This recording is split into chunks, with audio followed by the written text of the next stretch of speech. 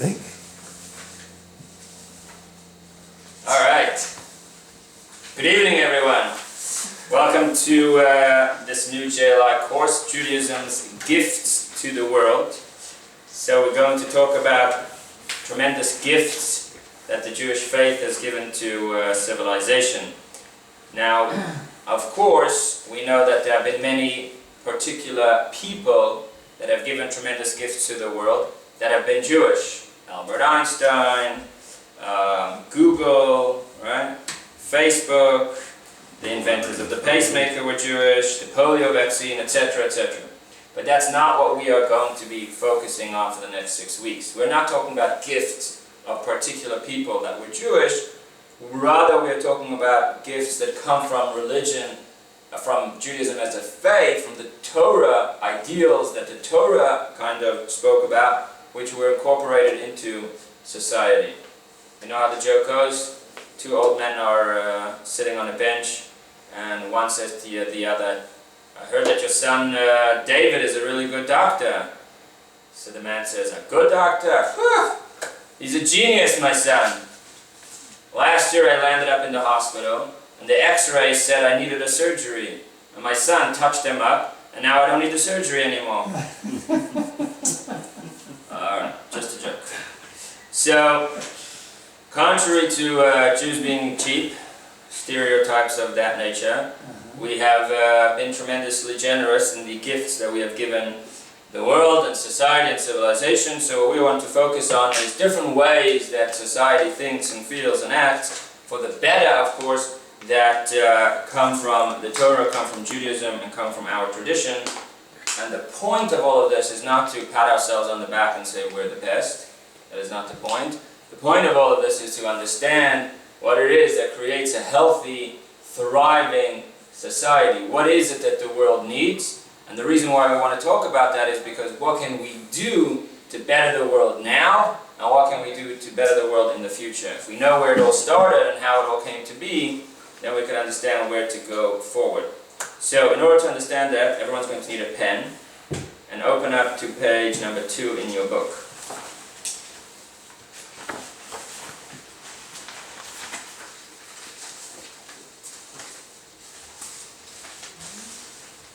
And just take a moment to, if you had the ability to create a perfect society, what would be the values and attitudes about life that you would instill in this society? So just take a pen and take a minute and write something down if you would.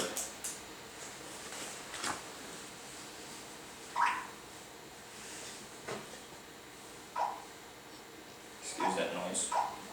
Let's see.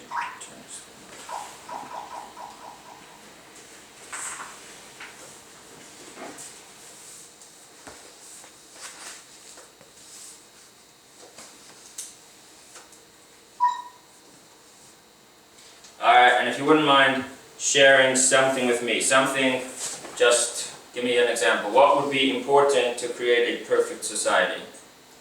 Equal opportunity. Equal opportunity. What else? Justice. Justice. Somebody else. Valuing human life. Valuing human life. So we have equality for all, justice, valuing human life. Ken, what do you have? Charity. Charity. So as a society, we would want people to be charitable. Love your neighbor. Okay, loving your neighbor, caring for somebody else. Honesty. Honesty. Alright, anybody have anything else? So, all of these are obviously important ideas that we would want to take into consideration to having a society. Imagine we had a society that was honest, generous, caring, valued life, pursued justice, pursued equality for all. So it would be something, a very special civilization. Now, believe it or not, the society and civilization that we do live in does believe in many of these things, and is an incredible civilization in comparison to the ones that we've had in history. Right? The Western world, the modern world has come a long way in terms of equality, caring, honesty, justice. You go to court, for the most part, you're expecting or you're hoping that you're going to get a justice ruling in court. Not in every country could you expect that. I grew up in South Africa, right? But in this country that we live in, we could expect that. So what's interesting is that there wasn't values that the world really cared for too much in times gone by. So take a look at text number 1 on page number 3. Here we have a writing from John Adams. Who is John Adams?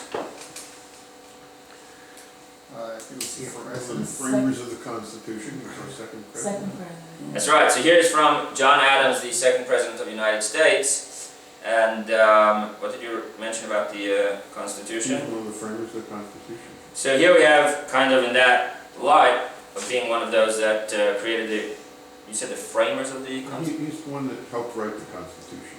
So he wrote as follows, text number 1, I will insist, he said, that the Hebrews have done more to civilize men than any other nation.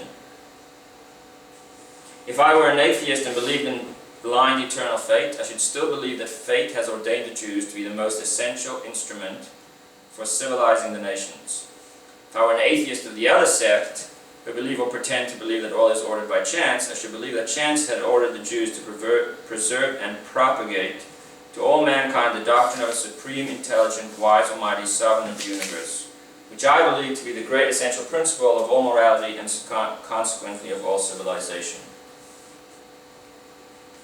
What do you think about that?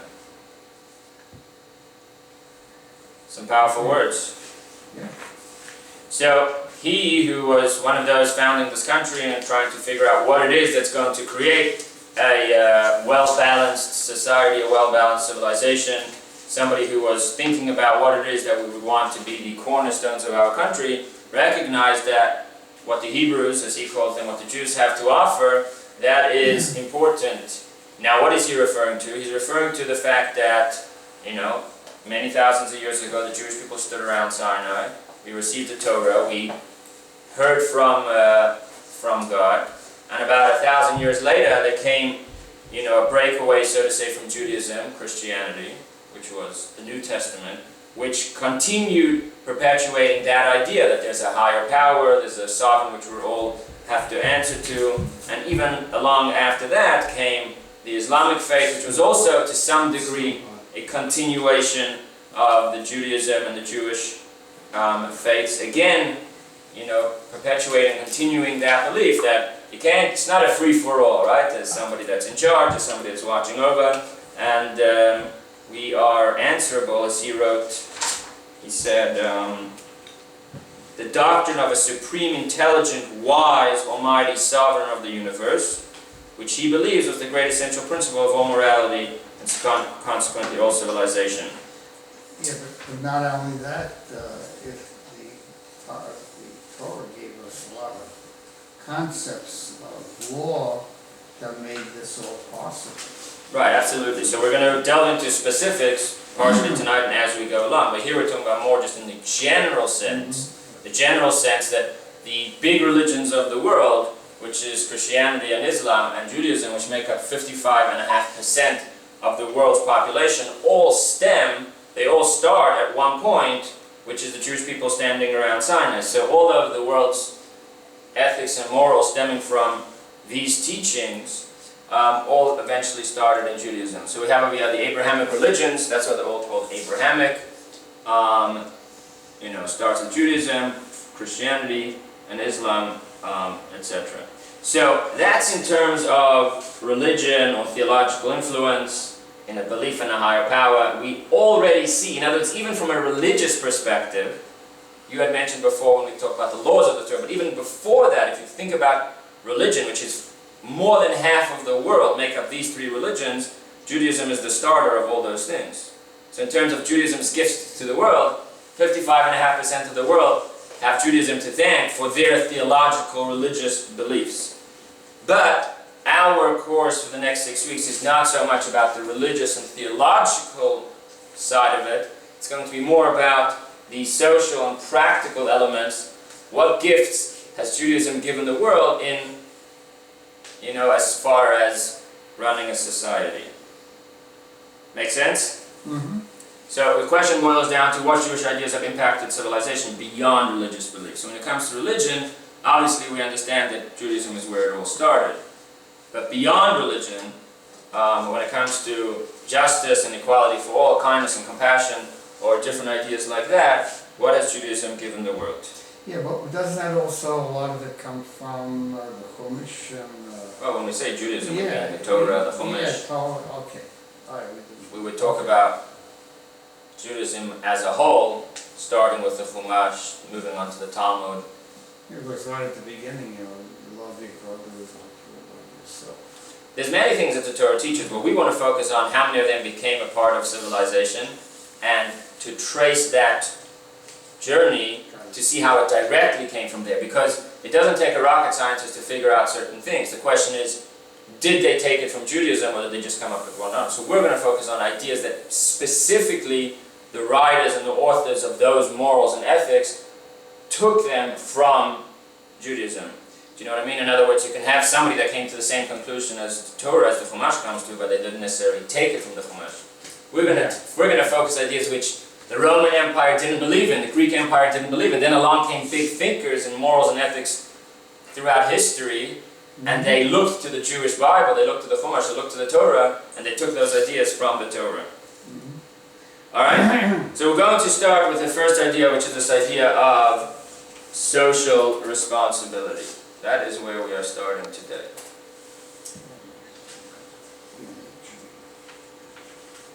So, take your pen again if you would, and go to exercise 1.2, page number 4. Write down an instance in which you saw someone in need and helped them. Why did you help them? Write down an instance in which you saw someone in need and did not help them. Why did you not help them?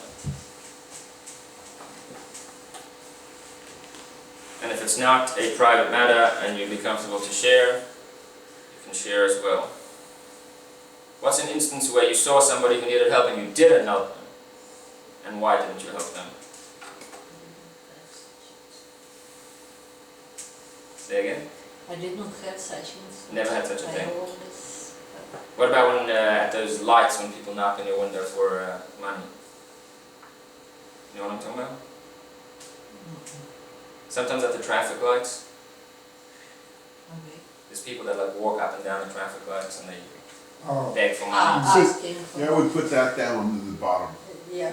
See, with that, Yeah, I never trusted. with that, some people will beg to differ and say, who are we to judge whether they are in need or not in That's need, right. and what are they going to do with the money? It's not for You us to already jumped to the decide. second point. So you're saying some people are going to say, some people would say we shouldn't help them because we don't know what they're going to do with the money. And then you're Wait. saying on top of that, who are we to judge? As of Exactly. now it's not a matter of right or wrong. I'm just asking for, instances in which you saw someone in need and either did or did not help them. I actually did that with a lot of patients when I was in practice. There were people who clearly needed financial aid in terms of paying their bills, and I always offered it. Very nice. We've taken people into our houses sometimes for months. So, Yeah, moved in and lived with us. Alright, that's incredible. So I think for the top one, probably it's easier for us to answer than the bottom one to answer. But the point is that in today's class we're going to talk about this idea, the value of having a feeling of responsibility towards others. Is that such a simple concept that has always been around throughout, history by all societies and civilizations? Or is this something which at a point in history wasn't so obvious and people did not know what it meant to be responsible for another? So if we look to the Torah, we have two interesting characters, I shouldn't say it that way. We have both Noah and Abraham that were in a position where God told them something bad was going to happen, and they both had two very different responses. Familiar with what I'm talking about? What happened when God told Noah he's going to bring a flood? God said, build an ark, I'm going to bring a flood. How much did Noah do to try and help those around him? None. Nothing. How responsible did he feel for those that are around him? Didn't feel responsible at all. Noah built an ark for over 100 years, and that was it. What happened when God came to Abraham and he said, I'm going to destroy a city full of wicked people, the city of Sodom? He begged for them to be spared. Right? Very good. Abraham said, can't do it, it's not right. He felt a feeling of responsibility to people that were not his own. They weren't his family, he didn't know them, he didn't meet them. In fact, they weren't even good people. They were evil people. but nevertheless he felt a sense of responsibility, which is why perhaps And we even are called. Moses did the same thing. Moses took it even a step further, because Abraham said to God, if there's 50 righteous people, will you save them? If there's 40, if there's 30, if there's 20, if there's 10, and then he stopped at 10. Moses was saying to God, even if they're not righteous at all, then we're going to... But Moses was a little bit different, because Moses at the end of the day was a leader for those people. So in a way he was responsible. Abraham wasn't a leader for those people. They weren't his people. He wasn't the shepherd of that flock. It had nothing to do with him. But nevertheless, the idea of social responsibility, Abraham could have just turned over the other way and said, I don't know, like, why did you even tell me about that? It's a city down the road, 100 miles away. It's not my responsibility, it's my responsibility. What happens 100 miles down the road? I don't care. In Moses' case, a little different, right? Because these are the people that he was their leader, so he stood up for them, etc. But yeah, you are right. Moses definitely continued this thing, which is perhaps the reason why we call ourselves descendants of Abraham. Technically, we're all descendants of Noah as well. When the flood was finished, it was just Noah and his son, so all of humanity is the descendants of Noah. Nevertheless, we don't say B'nai Noah, like we call ourselves B'nai Abraham, we're the children of Abraham, because we want that character trait to be passed down as an inheritance to every single one of us. So when we talk about this idea of feeling of a social responsibility for everyone, it is definitely apparent in the way that Abraham behaved himself. Now, here you can look at text 5, and I know I skipped a couple of texts, but take a look on page 7, text number 5. Ken, will you read that one for us?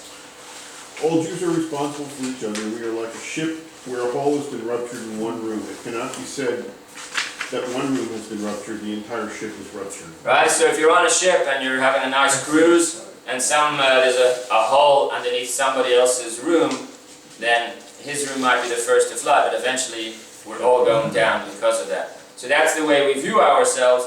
Everyone is responsible for one another, because the ship, it's all one ship. In other words, this idea of feeling socially responsible for somebody else, it's not just like, it's be nice of you if you care for someone else. In the Torah, in the laws of the Torah, it's legislated into legal responsibility, so to say. We are commanded as a mitzvah to care for somebody else. The Torah says, if you are walking down the street and you see somebody else's donkey buckling under their load, in today's terms, you see somebody who's blown his tire flat, or whose car is stuck on the side of the road, the Torah says you are forbidden from turning a blind eye and pretending like you didn't see. Azov Tazov, you have to help him.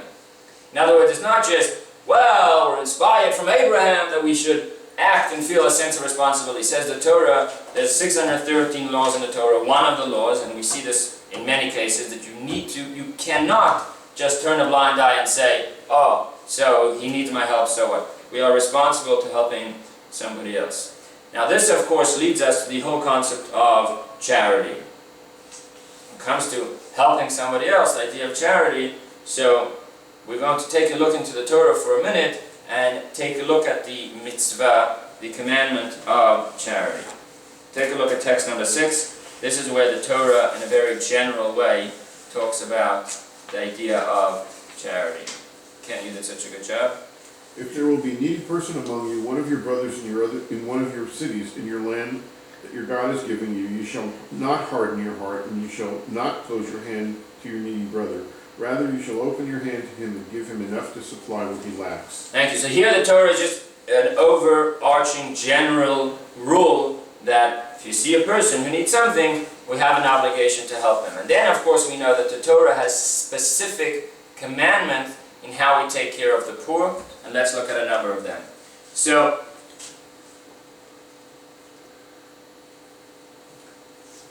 the Torah talks to a person who's a farmer, and that was the primary trade of the people, right, in the Chumash, in the Bible's times. And the Torah says that there's a number of obligations that each one of them have. First of all, when you harvest your field, the person was obligated to leave something called a payah, a corner of his field unharvested, which was left, and the poor could come in and take whatever they want from that corner of that field. Second of all, there was something called leket. Leken means fallen produce from bundles. So you've harvested and now you're collecting them in bundles, right? If you could imagine a farm. And then somebody is throwing those bundles onto a carriage of some sort to get them into your storehouses. If one or two fall to the wayside, you are forbidden from picking them back up. You need to leave them there, and the poor are then invited to come in and take whatever is left over. Shikha means forgotten produce. By the way, everything that I'm saying is on page 9. So, Shikha is forgotten produce. Forgotten produce means while you are collecting these bundles, if you leave by accident a couple of stalks over, you may not pick them back up. You have to leave them again for the poor. Which, by the way, here you have a good Jewish general knowledge question. Which mitzvah is the only mitzvah that you could do by accident? Which commandment is the only commandment you can fulfill by accident? The answer is shikha. Yeah. The only way you can do it is if you did it by accident. The Torah says if you forgot it, you may not go back and pick it up. If you left it there on purpose, it's a nice deed, you're leaving for the poor, but you're not doing this particular mitzvah. This particular mitzvah is if you forgot something, you may not go back and pick it up. Next time you see your grandchildren, ask them. Yeah, no, it's happened to me. You know, I went ahead, I gave tzedakah, I was giving to the vibe, and Schwab made a mistake and doubled the amount that I told him to give. And, Instead of 1 and million, then I it was 2 told him, I million. said, you know, you gave double the amount. I just wanted to make them aware to read closely. And he said, oh, we'll stop the check. I said, no, you can't stop the check. It's too late now. Now, just don't do it again. Right? So, similar idea. So we have shikha, then we have peret, which is fallen grapes while the vine is being picked. So while you pick the vine, grapes fall, you may no longer pick them up. Overload, small bunches of grapes on the vine, so they're very, very small, that are not regular for people to eat. You need to leave them there. And lastly, something called Meiser Ani. This one we'll focus on for a little bit longer. Meiser Ani is that during the 3rd and 6th year, a person would have to separate 10% of his produce to go to the poor people. So when I say 3rd and 6th of what? The answer is that as a farmer, you were always following exactly a 7-year cycle. It would be 7 years, then it would reset. During that 7-year cycle, you were always separating 10% of your produce. Just during different years, it would have to be given to different recipients. So during year 1 and 2 and 4 and 5 was the Kohen and different things, the Levi. During the years 3 and 6, 10% of your produce was going to the ani, to the poor person. To the extent that you were not allowed to benefit from the rest of your produce until you had separated the 10%, or you at least designated it to 10% that would go to the poor person. Now that's in addition to the stuff that you forgot. This is completely in addition, yes. The other things don't end up being very much. Because a corner of a field is, you know, probably It says 1/60th of an acre. no 60th, 1/60th, sorry. Yeah. Right, You have an 1/60th of your entire entire field. That's not- The leket, you know, fallen produce from bundles, it's going to be a few bundles. You know, shikha is going to be a few, not so much. But my serani, here we're talking about if you are a farmer, farming a considerable, you're doing wheat and you're doing, I don't know, 10,000 pounds a year. You know, you're putting away 1,000 pounds now, 10%. Now, this idea of 1/10 of produce going either to the poor people or wherever it's going has translated itself into giving away 10% of one's earnings nowadays as well. Right? In the Christian world or in the churches, sometimes they talk about it more than we do in Judaism, the concept of tithing, 10%, but really it started from the Torah. This is exactly where it started. So, as we went from farming to other kinds of jobs, to suits and ties and wherever else we went, right? The idea, the obligation of separating 1/10 of your produce has now translated itself into 1/10 of one's earnings.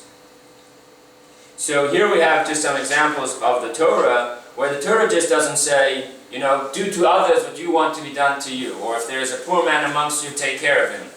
that would be nice, but the Torah wants action. The Torah says these are the specific rules of how it's going to be. We feel a sense of responsibility, and here is how it expresses itself. Anybody, say a side note completely, but you know the book of Ruth? So who does Ruth land up marrying? Boaz, Very good. Ruth lands up marrying Boaz. Where does she meet Boaz? in the fields, Why is she in the field? because she's poor and needs. Very good. Excellent. That was exactly my point. Ruth was in the field. Why? Because it was the harvesting season. She was poor. She was a woman that had come from a different country, from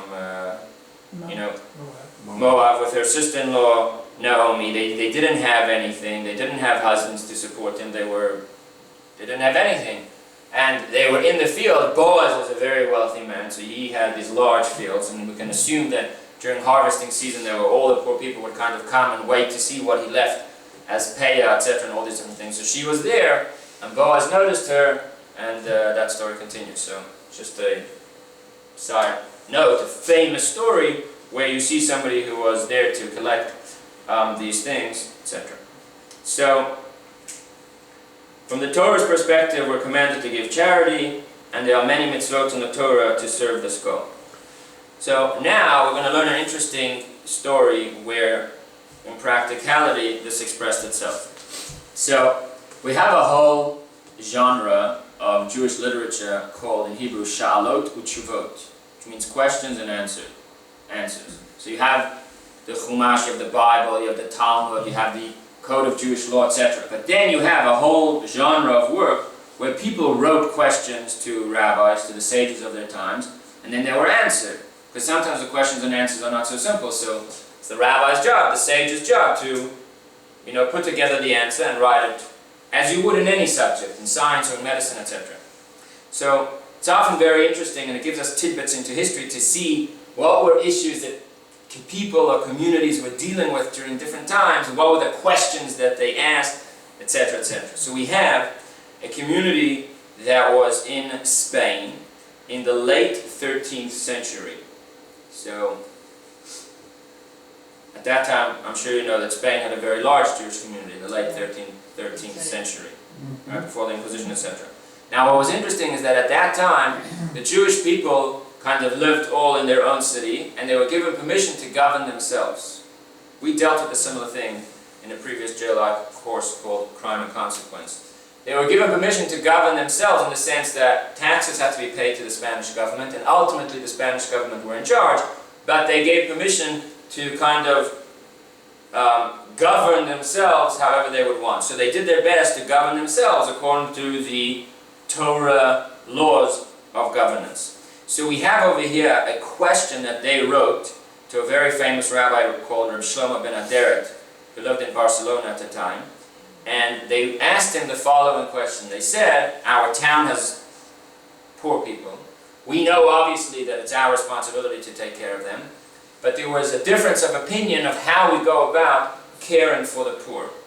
Option A was that we force everybody to cough up a certain amount of money, and we collect money for the poor, and then we go and hand it out to the poor people. Option B is we don't tell everybody how much they have to give. It's not our business to tell everybody. Let the poor people go from door to door to collect money, and people will be kind-hearted, and people will take care of them.